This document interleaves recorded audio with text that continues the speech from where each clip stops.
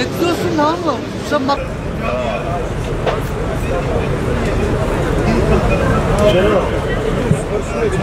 Zaten 50 tane adam var.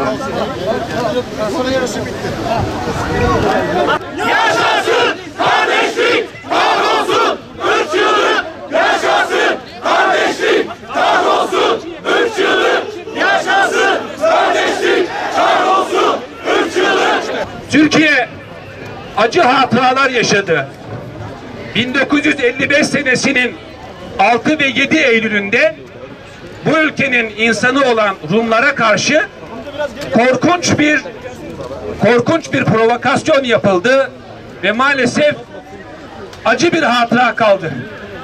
Birkaç sene önce 6, 7, 8 Ekim olaylarında 50'den fazla insan hayatını kaybetti. Yasin Börü ve arkadaşlarını hatırlayalım.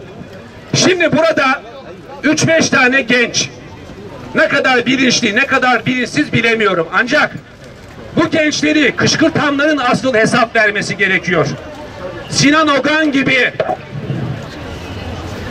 açıkça yalan ve provokasyon üzerinden halkı kin ve nefretle birbirine düşmanlığa teşvik eden yerli malı Wilders'lerin, yerli malı neonazilerin, yerli malı Löpenlerin savcılık tarafından ciddi bir soruşturmaya tabi tutulması gerekiyor. Çünkü bu ırkçılar, bu faşistler bu gibi gençleri kışkırtarak maalesef eylemlerde provokasyona kalkışıyorlar.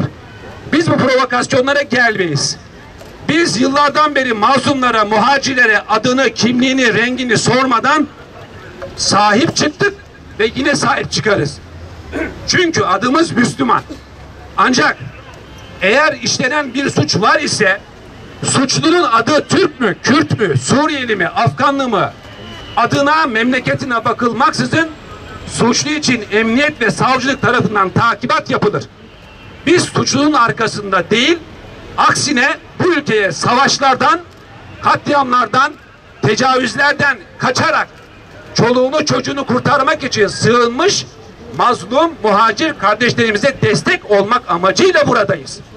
Bundan başka, yani hukuk ve kardeşlikten öteye herhangi bir gayemiz ve hedefimiz yoktur ve olmamıştır.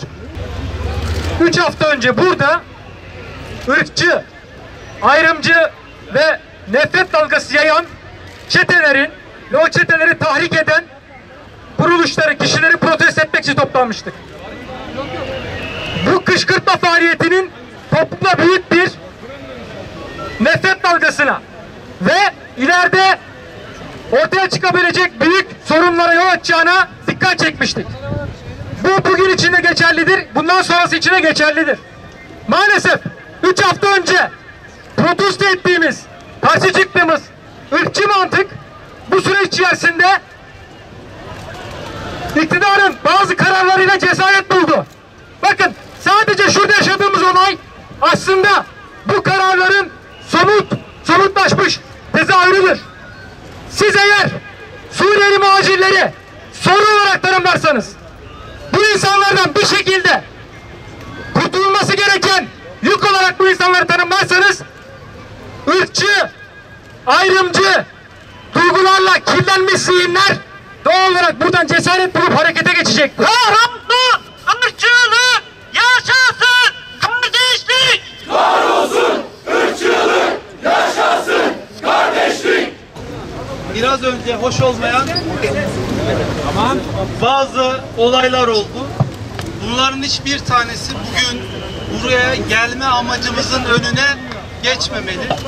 Bu anlamda bugünün organizesinde yer alan Hukukçular Derneği adına olabildiğince kısa bir açıklama okumak istiyorum. Olayın hukuki bölümünü sizlerle paylaşmak istiyorum. Ses gelmiyor. Şu anda dünyanın karşılaşmış olduğu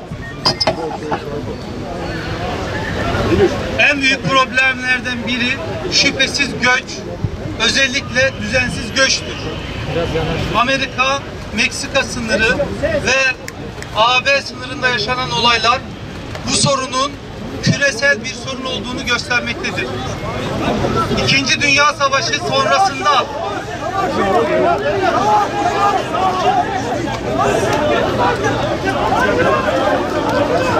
Ahmet tripodunu tripodu tut. Ya bir yürü ya yürüme. şu anda Suriye ile alakalı yaşanan, Suriyeli göçmenlerle ilgili yaşanan sorun ne Türkiye'nin sorunudur ne de sadece Suriyelilerin sorunudur. Bu sorunun çözülmesi için tüm dünya devletlerinin güçleri nispetinde ortak hareket etmesiyle mümkün olabilecektir. İç hukuk yollarında düzeltmemiz gereken sorunlarımız var mı? Var. Uluslararası anlamda sorunlar var mı? Bunlar da var. Son 3-4 günde yaşadığımız meselelerin çözüm yolu kesinlikle ve kesinlikle polisiye tedbirler değildir. Bizim üzerinde durmak istediğimiz husus budur.